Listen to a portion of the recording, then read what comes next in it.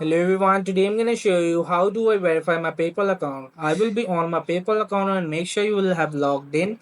And if you just read the article that how do I verify my account, so it will says that we only ask you for essential information when you sign up to PayPal, but as you transact with us, we're under a legal obligation to know more about you.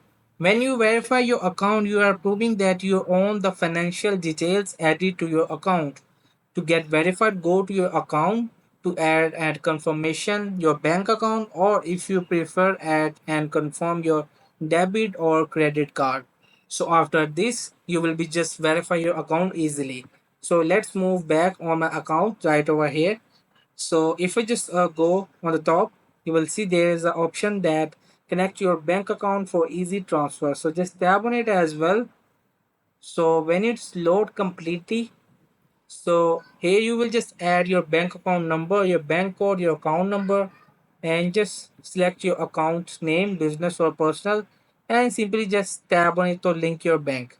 So if you have link a US bank instead of this, so simply directly you will just add it, and after this it will be just verify your account easily. So hope this video helped you. Please don't forget to like and subscribe and get notified for more videos.